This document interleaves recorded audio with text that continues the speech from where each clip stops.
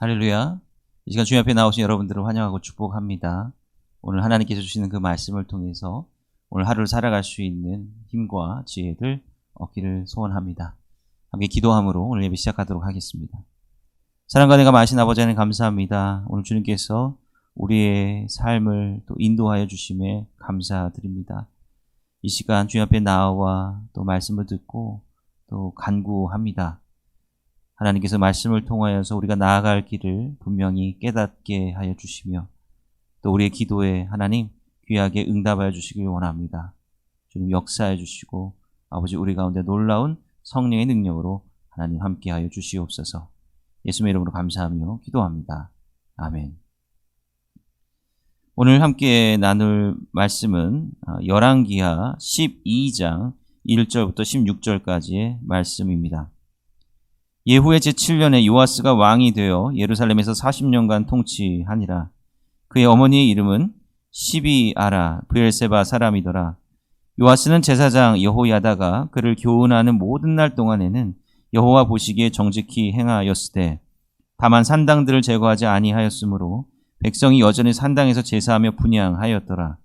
요아스가 제사장들에게 이르되 여호와의 성전에 거룩하게 하여 드리는 모든 은 그 사람이 통용하는 은이나 각 사람의 몸값으로 드리는 은이나 자원하여 여호와의 성전에 드리는 모든 은을 제사장들이 각각 아는 자에게서 받아들여 성전의 어느 곳이든지 파손된 것을 보거든 그것으로 수리하라 하였으나 요아스 왕 제23년에 이르도록 제사장들이 성전의 파손한 데를 수리하지 아니하였는지라. 요아스 왕이 대제사장 여호야다와 제사장들을 불러 이르되 너희가 어찌하여 성전의 파손한 데를 수리하지 아니하였느냐?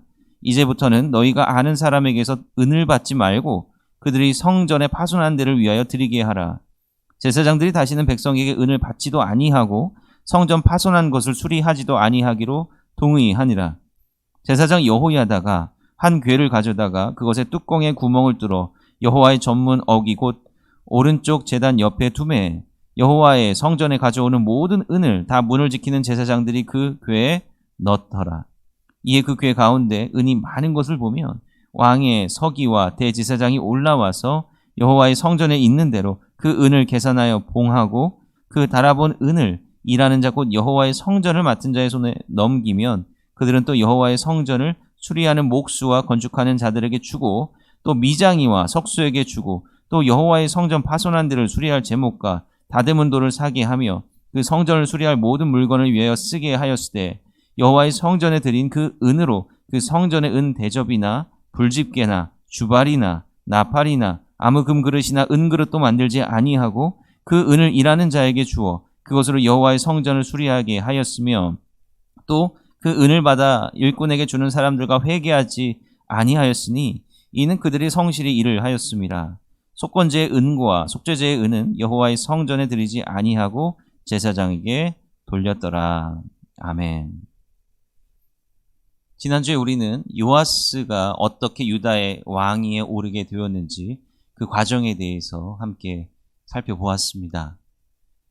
요아스 왕은 우리가 이미 말씀을 나누었던 대로 그의 할머니 아달랴가 여왕으로 통치하는 동안에 예루살렘 성전에서 근 7년을 숨어서 살아야만 했습니다. 왜냐하면 아달랴가 본래 유다의 왕이었던 자신의 아들이 죽임을 당하고 난 이후에 스스로 여왕의 자리에 오르고 그 친족들, 자신의 어떤 왕위를 견제할 만한 그런 친족들을 다 몰살시켰기 때문에 그렇습니다. 끔찍한 일이죠. 그래서 요아스는 당시의 대제사장이었던 여호야다의 도움을 받아서 그 성전에 숨게 되었고 근 7년이라고 하는 세월 동안 그 성전 안에 갇혀 지내게 되었다라고 하는 겁니다. 물론 도피의 생활이기는 했지만 요아스는 그 성전 안에서 또 귀한 하나님의 체험을 하지 않았을까 그렇게 생각을 해봅니다. 그래도 회파되어져 가고 있었던 예루살렘 성전이었겠지만 바로 그곳에서 여전히 신실한 제사장들에 의해서 이 여호야다와 같은 신실한 제사장들에 의해서 제사가 드려지는 것을 보았고 또 예배도 드렸을 것이고 무엇보다 당시 하나님의 율법의 말씀이 성전에 주로 보관되어 있었는데 그 율법의 말씀도 그가 보았을 것입니다. 그러므로 그의 마음 한가운데에서는 바로 하나님의 말씀, 하나님의 은혜가 그 중심을 자리 잡고 있었을 것입니다. 자, 이제 드디어 요아스가 왕위에 오르게 되는 겁니다. 처음이 사실은 굉장히 중요하지 않습니까? 이 성경은 요아스가 내린 처음 명령이 바로 성전을 보수하고 수리하라라고 하는 명령이었음을 나타내고 있습니다. 수리하고 보수한다라고 하는 게요, 그냥 어디 뭐 칠을 다시 하고 뭐 망치질을 새롭게 하고 이런 수준이 아닙니다. 사실은 전반적으로 리모델링을 하는 수준이라고 생각하시면 되겠습니다. 왜냐하면 그만큼 당시의 예루살렘 성전은 매우 크게 회파되어 있었기 때문에 그렇습니다. 왜 회파되었습니까? 바로 오랫동안 이 아달랴가 통치한 그 이전에 친이스라엘적인 성향을 갖고 있었던 유다의 왕이 통치할 적에 바로 바알과 아세라와 같은 그런 이방신들을 섬기는 일들이 유다 안에 횡행하고 있었기 때문에 그렇다라고 하는 거예요. 백성들은 여전히 많이 있었던 지방 산당 그곳에서 제사를 드렸기 때문에 그렇습니다. 그러니까 사실 정작 예루살렘 성전은 별로 신경을 쓰지 못했다라고 하는 거예요. 별로 관심 바뀌었다라고 하는 겁니다. 그러니까 성전이 회파되건 말건 별로 관심을 쏟지 않았고 재정적인 여력도 충분하지 않았기 때문에 성전은 점차 엉망이 되어가고 있었다라고 하는 거죠. 이와 비슷한 이야기를 같은 시대를 이야기하고 있는 역대하 24장을 보면 바로 이 사람들이 이 성전에 드리는 헌금으로 바로 이러한 바알과 아세라 산당과 같은 그런 이방 신을 섬기는 데 사용이 되었다라고 하는 이야기도 나오고 있습니다. 그만큼 예루살렘 성전은 철저히 소외되고 외면당했다라고 하는 것이죠. 이러한 차원에서 이 요아스가 성전을 재건하라라고 하는 것은 무엇이냐면 단순히 건물, 겉으로 보이는 그런 건물을 다시 깔끔하게 만들라 이것을 떠나서 이런 차원을 떠나서 다시 예루살렘 성전에서 온전한 제사가 회복되어야 된다라고 하는 일종의 종교개혁을 선포하는 것과 마찬가지라고 여러분 생각해 주시면 되겠습니다. 이렇게 요아스 왕의 통치의 시작은 굉장히 경건한 모습으로 시작이 되었다라고 하는 것이고요. 우리가 읽은 말씀 2절에 보면 또 이렇게 기록이 되어 있죠. 요아스는 제사장 여호야다가 그를 교훈하는 모든 날 동안에는 여호와 보시기에 정직히 행하였다라고 되어 있습니다. 사실 뭔가 좀 단서가 있죠. 그를 왕으로 세웠던 제사장 여호야다가 그를 가르치는 동안, 그를 인도하는 동안에는 그래도 하나님 앞에 정직하게 행했다라고 하는 거예요. 뭐 나중에 이제 반전이 있죠. 어쨌든 간에 요아스의 첫 왕으로서의 모습은 굉장히 경건했다라고 하는 겁니다. 그런데 이 3절에 보면 복선이 있습니다. 다만 산당들을 제거하지 아니하였으므로 백성이 여전히 산당에서 제사하며 분향하였더라.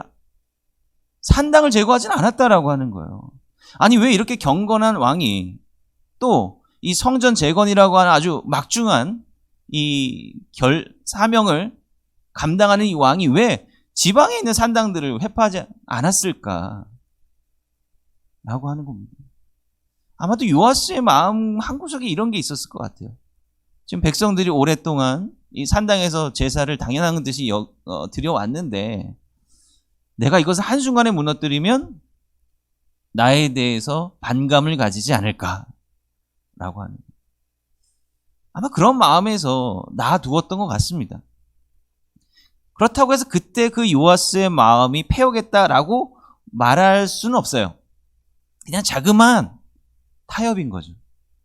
정치적인 타협인 거예요. 이제 왕이 되었는데 그거는 나중에라도 내가 회파할 수 있어. 자그마한 타협입니다. 근데 나중에 보게 되겠지만 이것이 그의 마음 가운데 점점 커지게 됨을 우리는 보게 될 겁니다. 어쨌든 그러한 가운데 요아스는 여호와의 성전을 거룩하게 하고 다시 재건하라고 하는 명령을 제사장들에게 주죠. 그래서 이 4절과 5절을 보면 제사장들에게 그 재물에 대한 전권을 부여합니다. 제사장들이 바로 사람들에게서 은을 받아가지고 성전을 돌아보면서 일단 우선순위를 필요한 곳에 먼저 돈을 써서 그거를 재건하고 수리하라라고 하는 겁니다. 그런데 어떤 일이 벌어져요? 6절에 보면 요아스 왕 제23년, 이제 요아스 왕이 오르고 나서 23년이 되는 시간, 그렇게 오래된 시간이 지난 후에도 성전 재건이 제대로 이루어지지 않고 있다라고 하는 겁니다. 어이없는 일이죠. 왜 그랬을까요? 여기 문맥을 통해서 우리가 미루어 짐작하건대 제사장들이 돈을 받긴 받았는데 아마도 본인들이 쓰고 싶은 데다가 썼던 것 같아요. 네. 본인들이 필요한 재화를 구입하거나 만드는데 썼던 것 같습니다. 그래서 요아스 왕이 다시 이 제사장들을 모아서 이야기를 하는 거죠. 7절에 보면 이제부터 너희가 아는 사람에게서 은을 받지 말고 그들이 성전에 파손한 데를 위하여 드리게 하라. 이제 너희들이 돈 받지 말라. 돈 받지 말고 너희들이 누구 헌금하러 온 사람이 있으면 그 사람들을 이제 성전을 수리하고 재건하는 그 부서로 가서 그쪽으로 가가지고 그 사람들에게 헌금을 드리게 하라. 이렇게 이제 안내를 해주라고 하는 거예요. 너희들이 이제 손 떼라라고 하는 거죠. 그런데 8절에 보면 어때요? 제사장들이 뭐라고? 배째라는 식으로 나옵니다. 제사장들이 다시는 백성에게 은을 받지도 아니하고 성전 파손한 것을 수리하지도 아니하기로 동의하니라. 좋습니다. 우리는 돈도 안 받고 성전 수리하는 거 협조 안 하겠습니다. 어이없는 반응이죠. 사실 열왕기하 12장에서 그려지고 함축적으로 나타나고 있는 것이 바로 타협이에요. 타협이라고 하는 것이 얼마나 무서운가를 보여주는 것이라 생각합니다. 23년의 시간이 흘렀잖아요. 제사장들이 처음부터 자신의 유익을 위해서 그것을 착복했을 거라고 생각하지 않습니다. 제사장도 먹고 살아야 되잖아요. 그죠? 그런데 돈을 받고 일정 부분 자기의 생계를 위해서 구별하는 거는 중요하죠. 그런데 이게 그 비율이 점점 달라졌을 겁니다. 처음에는 신앙적인 부분이 크죠. 내가 하나님의 뜻대로 살아야 돼. 근데 거기에 약간의 타협을 하기 시작합니다. 요 정도는 내가 좀 해도 되지 않을까. 근데 이제 이게 누룩과 같이 점점 커지게 된다라고 합니다. 타협이라고 하는 거를 놔두면 무서운 게 뭐냐면요. 이게 우선순위가 완전히 뒤바뀌어 버려요. 처음에는 신앙적인 것이 이만큼이고 타협하는 부분이 요만큼이었는데 이게 점점 커지면서 타협하는 지점이 신앙적인 부분보다 더 커져버려요. 그럼 어떻게 생각을 하게 되겠어요? 내가 타협하고 있는 이 세상의 부분에 대해서 문제가 생겼을 때 뭔 탓을 해요? 신앙의 탓을 하는 거예요. 네. 하나님 탓을 하는 것이고 신앙의 탓을 한다고요. 지금 제사장들이 딱 그런 모습 아닙니까? 제사장들의 본질적인 목적이 뭡니까? 이 성전을 섬기고 하나님을 섬기고 제사가 잘 진행될 수 있도록 봉사하는 게 제사장들의 역할 아닙니까? 근데 그거를 안 하고 다른 거에 한눈이 팔려 있다가 그거에 대해서 이제 왕이 침해를 하니까 이제 벌떼처럼 들고 일어나는 모습. 우리가 경계해야 될 모습이다라고 하는 거예요. 우리가 우리 스스로 돌아봐야 될 모습이다라고 하는 거예요. 그랬더니 이제 여호야다가 다른 방법을 사용합니다. 이제 다 중간 과정 다 걷어내버리고 괴짝 하나를 이제 성전 제단 옆에다가 두는 거예요.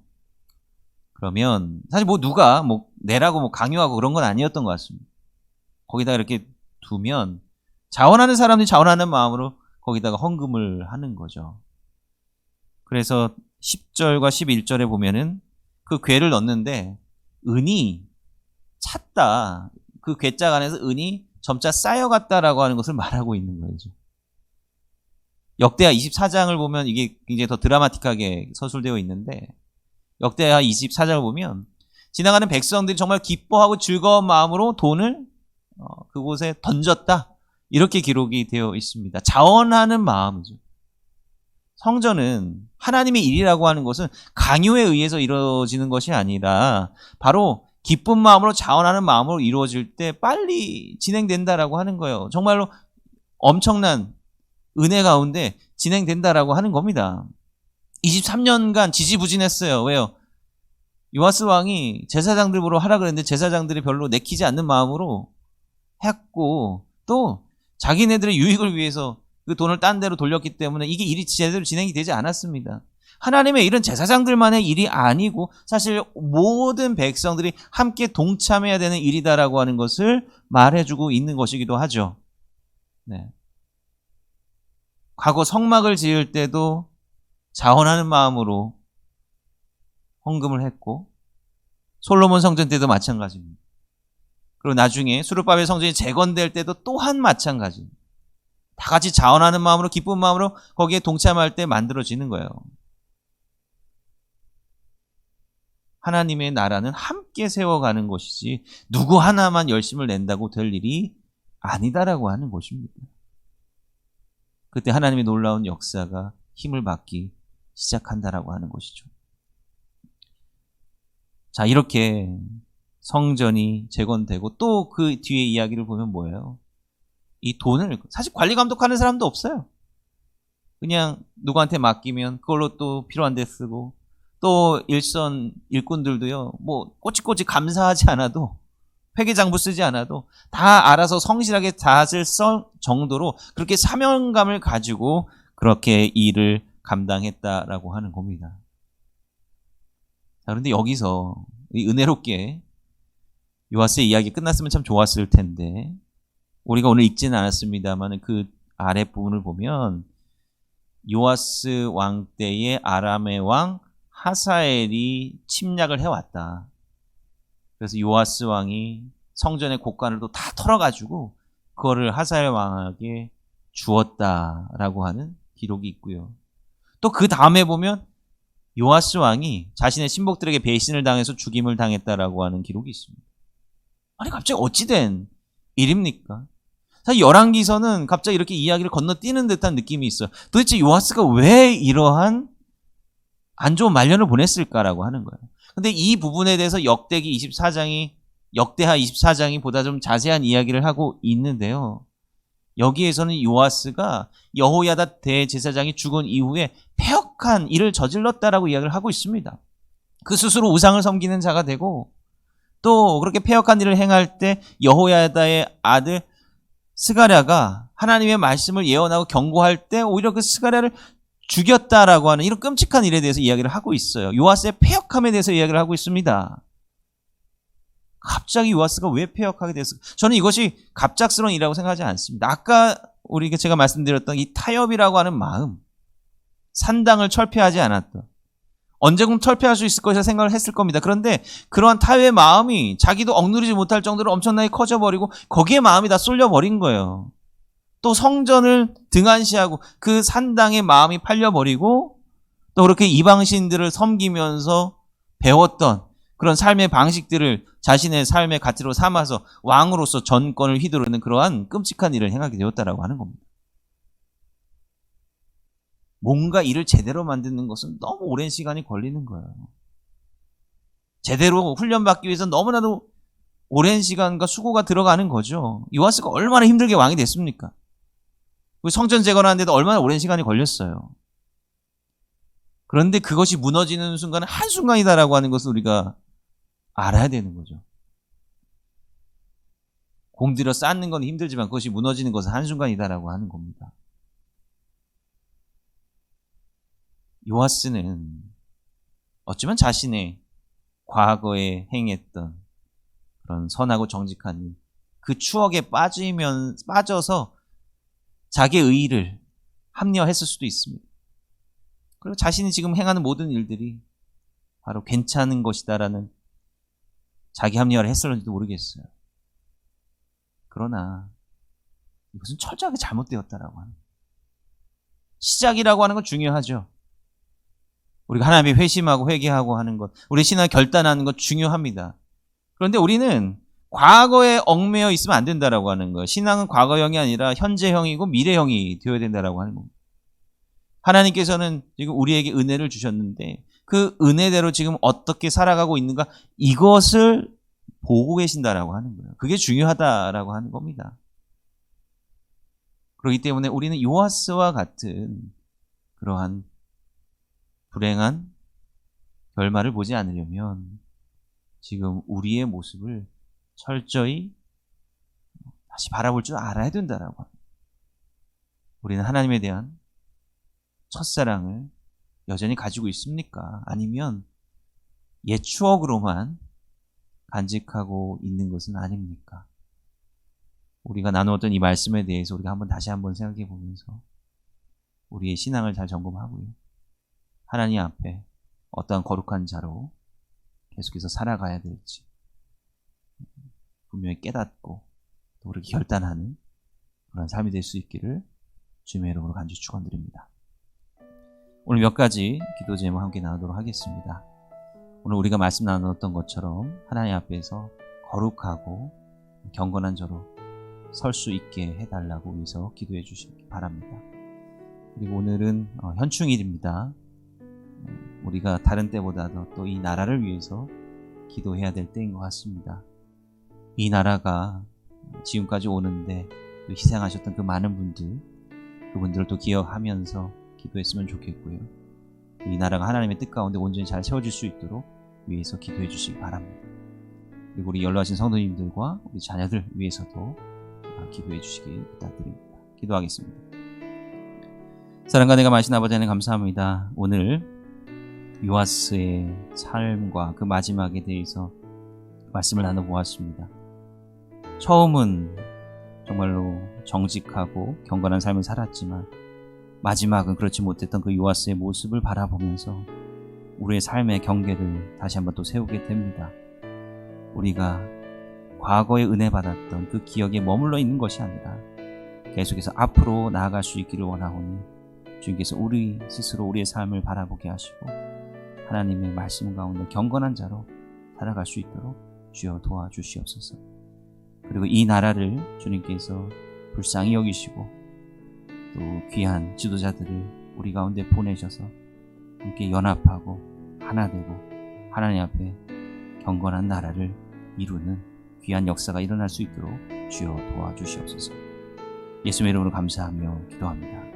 아멘.